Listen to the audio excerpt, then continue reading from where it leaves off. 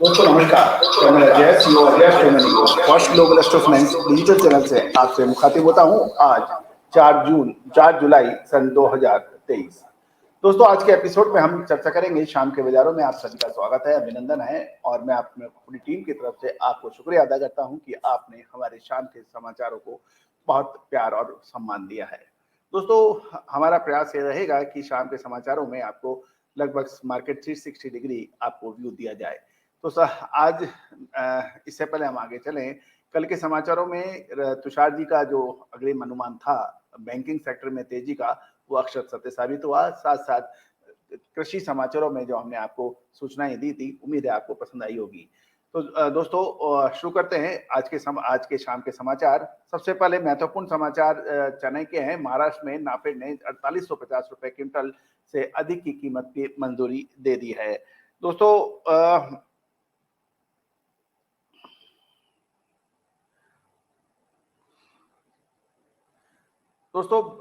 Cotton seed oil यानी बिनोला तेल बाजार 2030 तक 6.87 बिलियन अमेरिकन डॉलर पहुंचने की उम्मीद लगाई जा रही है।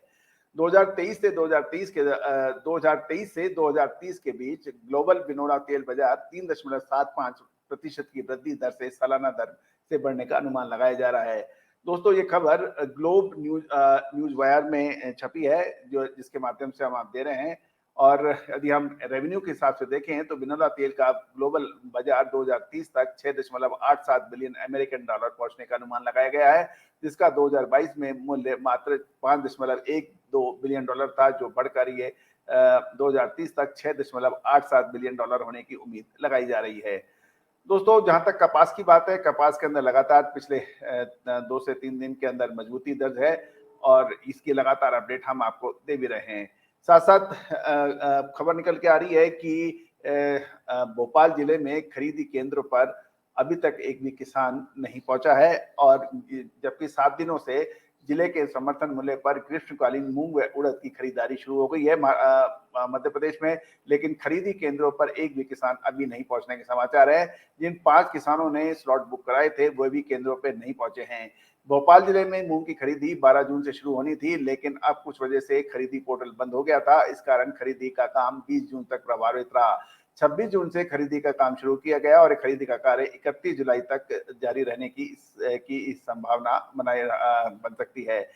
दोस्तों ग्रीष्मकालीन मूंग का रकबा 7,374.13 हेक्टेयर का था और इस बार मूंग की खरीदी के लिए 3834 किसानों ने पंजीयन कराया है। इसमें से 2330 किसानों ने वेरीफाई किया है और इस तरह से उड़द का कुल रकबा 392.78 हेक्टेयर का था, जो इस बार कुल 378 किसानों ने उड़द की खरीदी के लिए अपना पंजीयन कराया था। इसमें से 351 किसानों ने सर्टिफाइड भी किया था और मंडी में उपज बेचने पे ये किसानों की रुचि घटने का प्रमुख वजह है कि किसान मंडी में उपज बेचने से तत्काल पैसे मिल जाते हैं, लेकिन सरकारी खरीदी में थोड़ा समय लग जाता है, इसलिए अभी किसान वहां पर नहीं पहुंच पाए। दोस्तों ये खबर आपको भास्कर के संयोजन से दी जा रही है।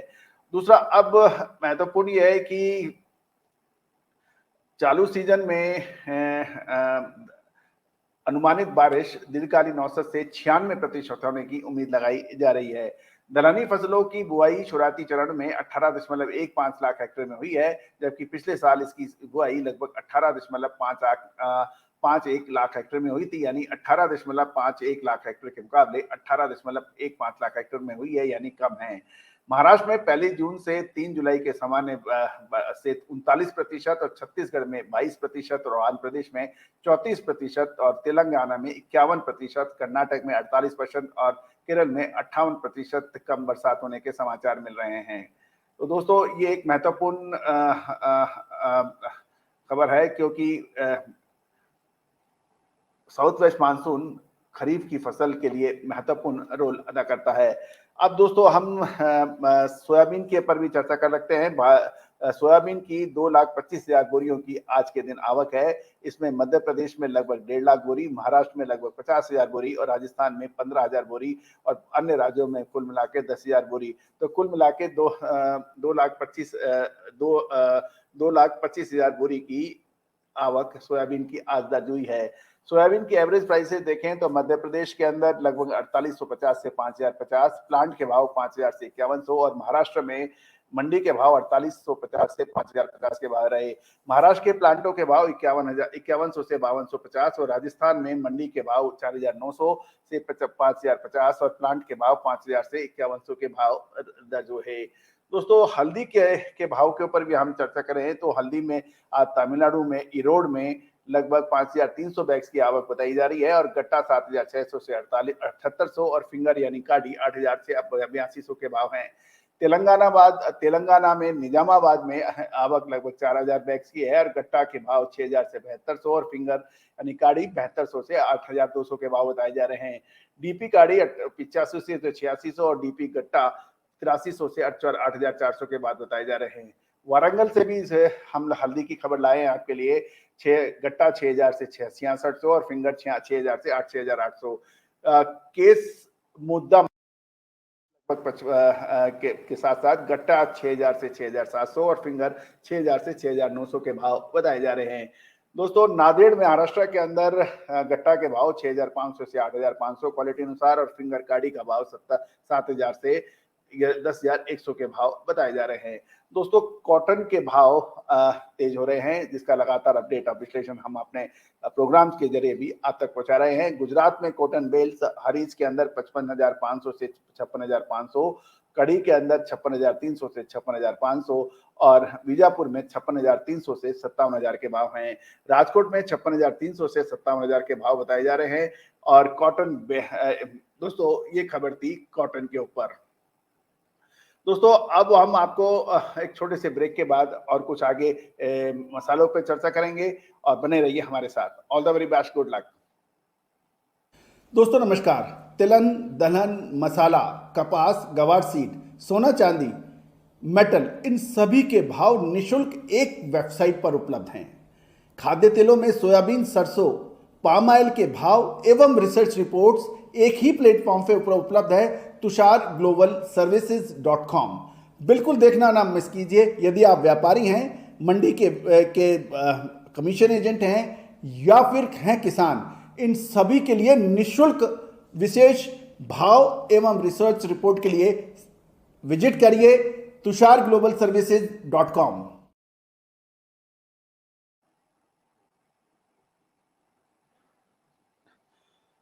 दोस्तों ऑयल सीड्स में सोयाबीन का बहुत महत्व माना जाता है, और अमेरिका के यूएसडीए यानी United state of America agriculture department के द्वारा जो समाचार मिल रहे हैं कि सोयाबीन की बुआई की कमी के आंकड़े सामने हो रहे हैं। इससे शिकागो के अंदर यानी अमेरिका में सोया तेल की कीमतों में लगातार सुधार बन रहा है, और इससे पाम तेल की में भी तेजी को समर्थन मिल रहा है। दोस्तों मलेशिया के पाम उत्पादक में निर्यात की कमी और मई के बाद उत्पादन में कुछ बढ़ोतरी की संभावना भी जताई गई है, और कांगो सर्वेक्षण इंटरनेट टेस्टिंग सर्विसेज ने शुक्रवार को कहा है कि जून में मलेशिया पाम तेल के उत्पादों का निर्यात 6.9% घटने के समाचार मिल रहे हैं। तो दोस्तों ये एक महत्वपूर्ण खबर है, क्योंकि सोयाबीन और में मलेशिया, इंडोनेशिया और अमेरिका की खबर पर काफी लोग नजर रखते हैं। अब हम खबर निकाल के लाए हैं सोयाबीन मक्का। अमेरिका में सोयाबीन की कम बुआई के कारण एक सप्ताह के उच्चतम स्तर पर मक्का की खबर मिल रही है। शिकागो के सोयाबीन वायदा सोमवार को लगभग सप्ताह के उच्चतम स्तर पर गया था, क्योंकि कम बुआई और स्टॉक की आपूर्ति ने चिंता बढ़ा दी थी। 2.5 साल की बुआई क्षेत्र के निचले स्तर के गिरने के बाद मक्का के क्षेत्र के अंदर भी मक्का की दामों में भी तेजी बन रही है। दोस्तों एक अनुमान है कि इस साल सोयाबीन की बुआई में काफी गिरावट आने की संभावना है, जबकि मक्का का रकबा बढ़ सकता है।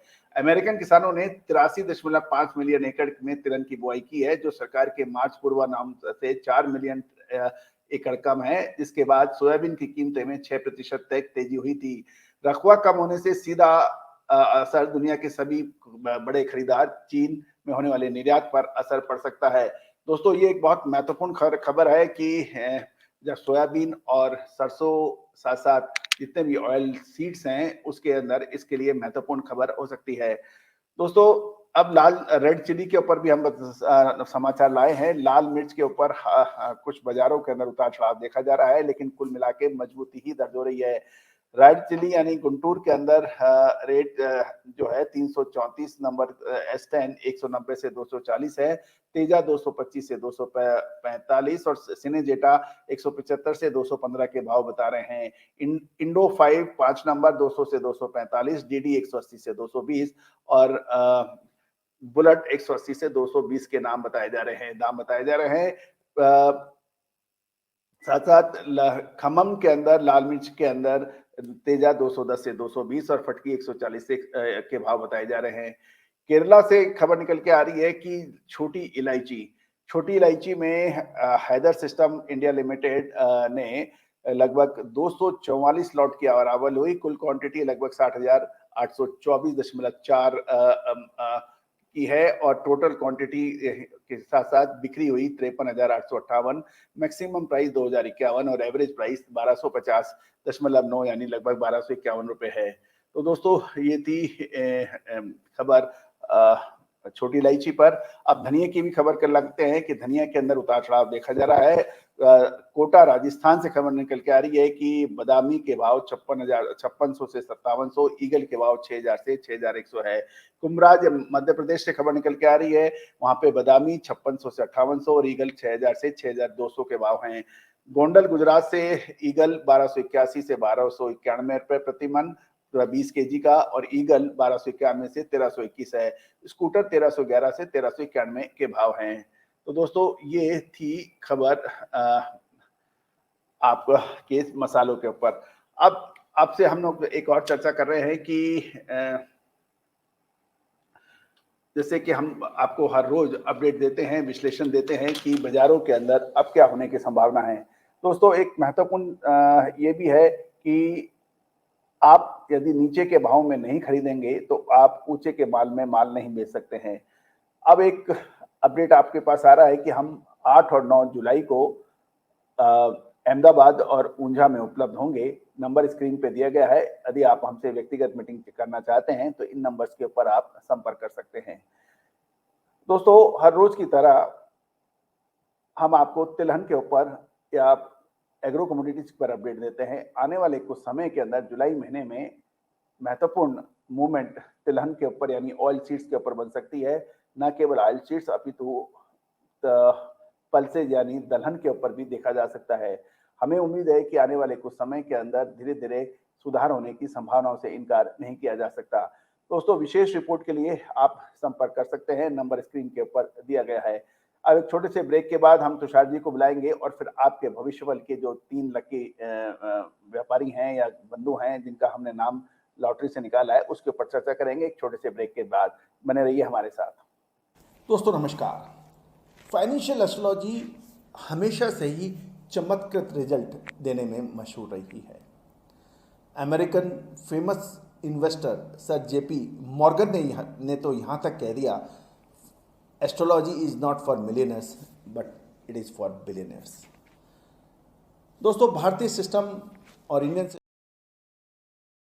दोस्तों आप भी व्हाट्सएप नंबर पर, ये नंबर आपके सामने दिए गए हैं, अपनी जन्म तारीख, जन्म समय और जन्म स्थान, time of birth, time of place और डेट ऑफ बर्थ, इसको हमें भेजकर अपना सवाल पूछ सकते हैं। हम लॉटरी से हर रोज 2 से 3 भाग्यशाली व्यक्तियों के का विश्लेषण देंगे।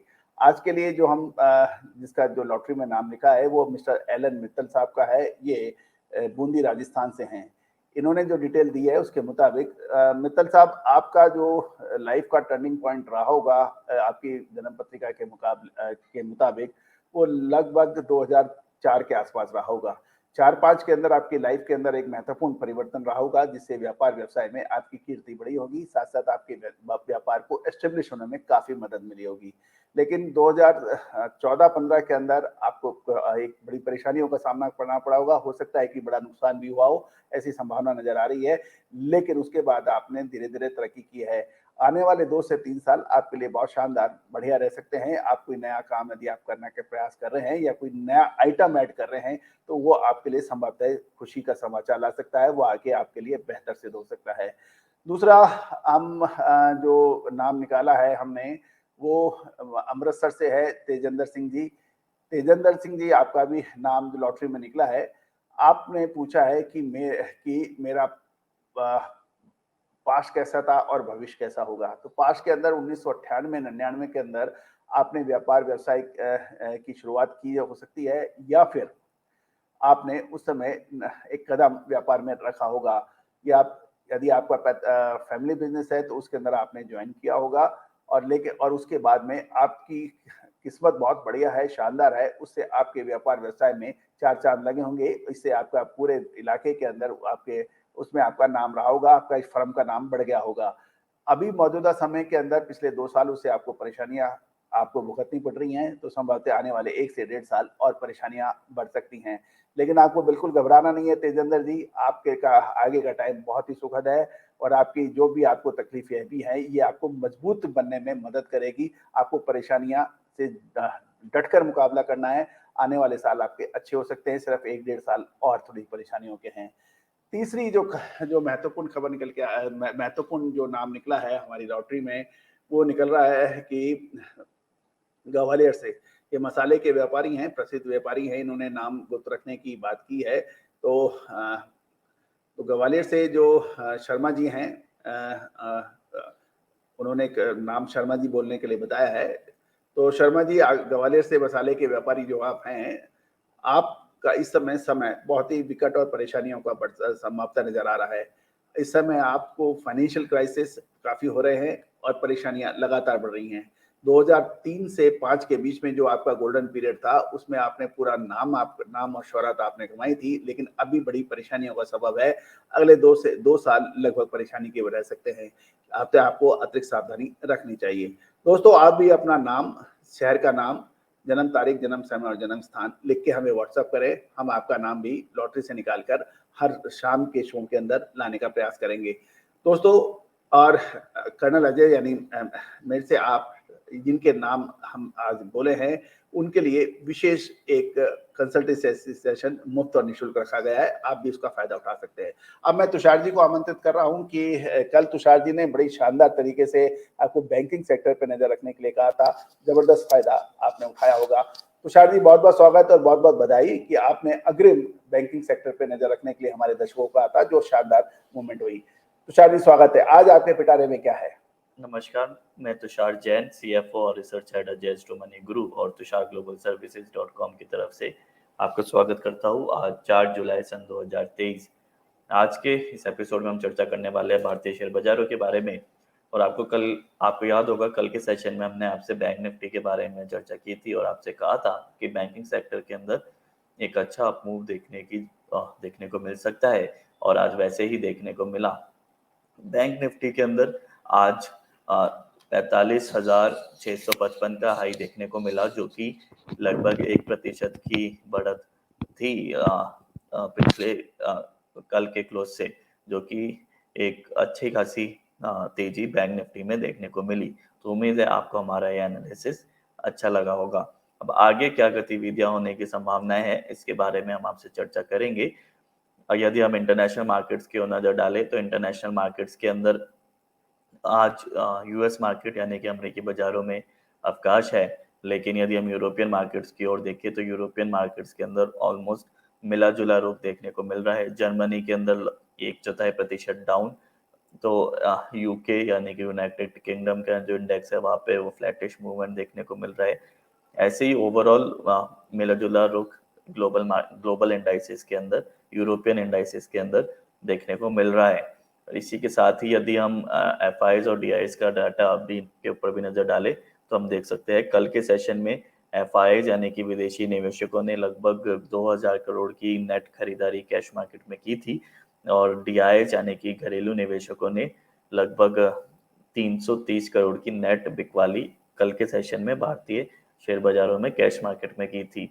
अभी फिलहाल आज के आंकड़े अभी अपडेट नहीं हुए हैं, और आज भी यदि हम देखें तो ऑलमोस्ट एक पॉजिटिव मूव देखने को मिला था। हालांकि आखिरी कुछ घंटों के अंदर जरूर एक प्रॉफिट बुकिंग जरूर देखने को मिली थी, लेकिन अंत में भी मार्केट तेजी के साथ ही बंद होते हुए दिखाई दिए थे। अब अब आगे आने वाले सेशंस में क्या गतिविधियां होने की संभावना है, इसके बारे में हम चर्चा करेंगे। आगे आने वाले कुछ शॉर्ट टर्म प्रोस्पेक्टिव की यदि हम बात करें तो उसके अंदर भारतीय शेयर बाजारों के अंदर तेजी जारी रहने की पूरी संभावनाएं बन रही है, क्योंकि पिछले 2 दिनों से लगातार निफ्टी बैंक निफ्टी अपने नए ऑल टाइम हाइज बनाते हुए नजर आ रहे हैं। तो आशा यही है कि कल के सेशन में भी और आगे आने वाले सेशंस में भी ये तेजी जारी रहे और निफ्टी बैंक निफ्टी के अंदर पुनः नए हाइस बनते हुए दिखाई दे। और आपको याद होगा लगभग 15-20 दिन पहले हमने आपसे कुछ स्टॉक्स के बारे में चर्चा की थी, जिनमें बजाज फाइनेंस, बजाज फिनसर्व शामिल है और उन दोनों के अंदर भी अच्छी तेजी देखने को मिली। आज भी बजाज फाइनेंस को यदि हम देखें तो 7% से ज्यादा की तेजी बजाज फाइनेंस में देखने को मिली और बजाज फिनसर्व में लगभग 6% की तेजी देखने को मिली। तो उम्मीद है आपको हमारे इन्वेस्टमेंट पिक्स भी अच्छे लगे होंगे और आगे आने वाले ट्रेडिंग सेशंस के अंदर शॉर्ट टर्म प्रोस्पेक्टिव के अंदर भारतीय शेयर बाजारों में तेजी जारी रहने की संभावनाएं बन रही है। आप अपना ट्रेड उसी के हिसाब से आप प्लान कर सकते हैं। आप हमारा स्टैंडर्ड डिस्क्लेमर भी जरूर ध्यान से पढ़ें कि ये सभी इंफॉर्मेशन, रिसर्च और एनालिसिस केवल और केवल रिसर्च, ट्रेनिंग और एजुकेशनल पर्पसेस के लिए है। किसी भी प्रकार की लाभ या हानि की जिम्मेदारी हमारे चैनल या विशेषज्ञ की नहीं होगी और यदि आप कोई भी ट्रेड लेते हैं तो लेने से पहले आप अपने फाइनेंशियल एडवाइजर से जरूर सलाह कर ले।